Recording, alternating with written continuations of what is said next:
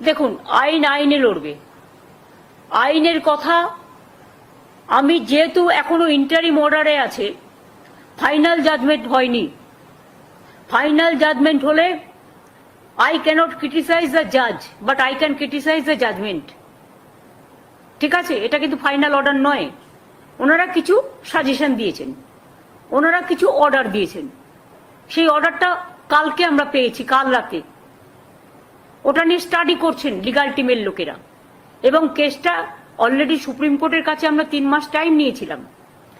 এবং আমরা যদি দেখি আইনত কোনটা আমাদের শুট করছে, সুপ্রিম কোর্টের 3 মাস টাইম মোতাবেক আমরা কিন্তু কাজটা করেছিলাম। এবং কাজটা গভর্নমেন্ট করেনি, কাজটা করেছে ওবিসি কর্পোরেশন। এবং সেখানে একজন x senior justice of Calcutta high court সেখানে আছেন। আমরা হাইকোর্টের রুলস মেনেই সবটা করেছিলাম, কিন্তু প্রতিদিন নতুন নতুন প্রশ্ন আসতেই পারে।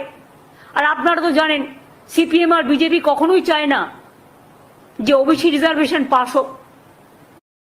এটা তো গরিব লোকেদের জন্য, এটা তো ইকোনমিক ব্যাকওয়ার্ড ক্লাস, যারা সোশ্যালি ব্যাকওয়ার্ড, যারা ইকোনমিক্যালি ব্যাকওয়ার্ড।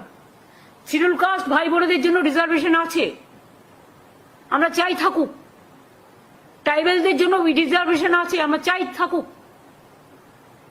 যারা এখানে 33% লোক বাস করে, আমরা তো করিনি, দেশভাগের সময় থেকেই আছেন, তাদের অধিকার আমরা কি করে কাটবো?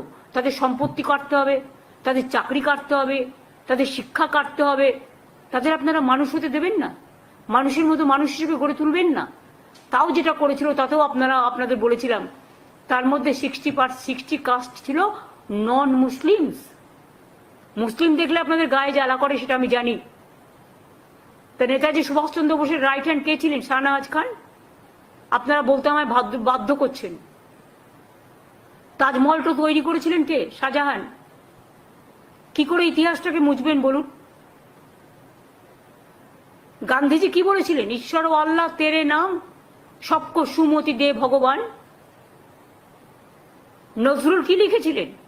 হিন্দু নর মুসলিম ওই জিজ্ঞাসে কোনজন, কান্ডারি বলো ডুবিছে মানুষ সন্তান মোর মার। ভুলে গেছেন? বঙ্গভঙ্গের বিরুদ্ধে বিশ্বকবি রবীন্দ্রনাথ ঠাকুর রাখি বন্ধন করেছিলেন, বাংলার মাটি বাংলার জল গান গেয়েছিলেন, হিন্দু মুসলিম সবাই সবার হাতে রাখি পরেছিলেন। আমরা সব ধর্ম, সব বর্ণ, সব জাতি সবাইকে আমরা মান্যতা দিই, সম্মান করি। কিন্তু আপনারা যদি মনে করেন আপনারা যেটা ঠিক করবেন, কে কি খাবে, কে কি পড়বে, কার কি সম্পত্তি দখল করবেন, কার কি ভাষা দখল করবেন, কার কি চাকরি দখল করবেন, একেতে মানুষ পায় না। চাকরি সৃষ্টি হচ্ছে আর আপনারা বাধা দিচ্ছেন। একটা করে পিল আর কিল খেচ্ছে, পিল করছেন আর একটা করে কিল খাচ্ছেন, নিজেরা খাচ্ছেন। এটা কিন্তু আপনাদের ওপর বর্তাবে। আপনাদের জন্য আজকে অনেকে চাকরিহীন হয়ে গেছে, এবং আপনারা এটা আটকাচ্ছেন বলে আমার পুলিশ রিক্রুটমেন্টে হাজার হাজার পোস্ট খালি পড়ে আছে, আমি করতে পারছি না। আমার টিচারদের পোস্ট করতে পারছি না। আরো অনেক ভ্যাকেন্সি আছে আমার, অল ডিপার্টমেন্টে আছে, কিন্তু ওবিসি রিজার্ভেশন আমরা করিনি। এটা মন্ডল কমিশনের রেকমেন্ডেশন। ভিপি সিং যখন প্রাইম মিনিস্টার ছিলেন, মনে রাখবেন, বা ভিপি সিং লড়াই করেছিলেন, তখন কিন্তু বিজেপিও ভিপি সিং এর সাথে ছিলেন। তখন কেন এটাকে অপোজ করেননি? তখন কিন্তু বিজেপিও ভিপি সিং এর সাথে ছিলেন, তখন কেন এটাকে অপোজ করেননি? সময়ে সাথ দেবেন আর সময়ে মানুষকে অনাথ করে দেবেন, এটা তো হতে পারে না। আপনি কি চান ওরা পড়াশোনা করবে না? তাও তো ওদের টাকাটা আলাদা দেওয়া হয়, কোনো জেনারেল কাস্টের টাকা কাটা হয় না, কারণ এমনিতেই তাদের সংখ্যা কম বলে। এগুলো আমি বুঝি। কাজেই ইকোনমিক্যালি যারা ব্যাকওয়ার্ড, তাদের জন্য 17% আমি আলাদা টাকা দিই শিক্ষার জন্য, এটা মাথায় রাখবেন। আর যদি নিচু থেকে মানুষ উপরে উঠে আসে শিক্ষার দ্বারা, তাতে আপনাদের আপত্তির কি আছে? তাহলে আপনারা যখন অপারেশন করেছিলেন পয়েলগাঁও, তখন আপনারা ম্যাডাম কুরেশিকে কেন বসিয়েছিলেন?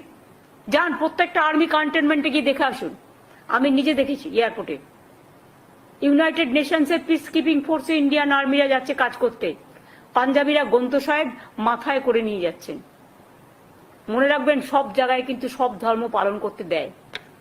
এটা ওদের বৈশিষ্ট্যতা, এটা ওদের বিচিত্রতা। বৈচিত্র্যের মধ্যে ঐক্য। প্রত্যেকটা ক্যান্টনমেন্টে মন্দির আছে, মসজিদ আছে, গুরুদ্বারা আছে, গির্জা আছে, আরো যদি অন্য কোনো বৌদ্ধ ধর্ম আছে, এ আছে, প্রত্যেকটা। আজকে বেলুড় মঠ, যারা সবচেয়ে বেশি হিন্দু ধর্মের, রামকৃষ্ণ পরমহংসদেব, সারদা মা থেকে শুরু করে একেবারে স্বামী বিবেকানন্দ থেকে শুরু করে যাদের ধর্মে আমরা বিশ্বাসী, সেখানেই যদি দরগা থাকতে পারে, রাজনীতিটা কোথায় করছেন? গাছ তো যে কোনো কারো বাড়িতে পুঁততে পারে, পবিত্রতার সাথে পুতুন। কিছু কিছু গাছ আছে যেগুলো আমরা দেবদেবীদের বেলপাতা আমরা শিবের মাথায় চড়াই, আমরা মা দুর্গাকে দিই, আমরা মা কালীকে দিই, আমরা বৈষ্ণু মাতাকে দিই, আমরা কৈলাসকে দিই, কাশী বিশ্বনাথকে দিই। আম পাতা, লক্ষ্মীর ঘটে মেয়েরা আম পাতা বসায় বৃহস্পতিবার। তুলসী পাতা, তুলসী ক রকমের হয় জানেন? আমার বাড়িতে 40টা তুলসীর গাছ আছে ওইটুকু জায়গার মধ্যে। তুলসীর মধ্যে আবার লক্ষ্মী আছে, নারায়ণও আছে। আর সব জায়গায় তুলসী গাছ হয় না, সম্মানের সাথে করতে হয়। একটা ফল বিক্রেতা তার ধর্মের অনুষ্ঠান পালন করতে বাড়ি গেলেন, আর তার জায়গায় আপনি পবিত্র তুলসীটাকে পুঁতে দিয়ে অসম্মান করলেন তুলসী দেবতাকে। তুলসী মনে রাখবেন লক্ষ্মী নারায়ণ বলি আমরা। শ্রীকৃষ্ণকে আমরা তুলসী দিই, জগন্নাথকে তুলসী দিই, আমরা লক্ষ্মী নারায়ণকে দিই। আপনার পুঁততে হলে নিজের বাড়িতে পুঁতলেন না কেন? যারই কথা হোক, আমি কাউকে মিন করে বলছি না, আমি প্রত্যেককে বলছি, যারা যারা এই মিন মাইন্ডেড পলিটিক্স করেন, চ্যারিটি বিগিনস এট হোম। আয়নায় নিজের মুখ দেখুন, তারপরে অন্যের মুখ দেখবেন। এগুলো অন্যায়, দেবতাদের অসম্মান করা। সব ধর্মের লোকেদের সব ধর্ম পালন করার অধিকার আছে। আজকে দুর্গাপুজোয় ছুটি হয়, অনেকেই বাড়ি যান, দেশে যান, তাই বলে আমি তার বাড়িটা দখল করে নিতে পারি? কি শেখাচ্ছেন?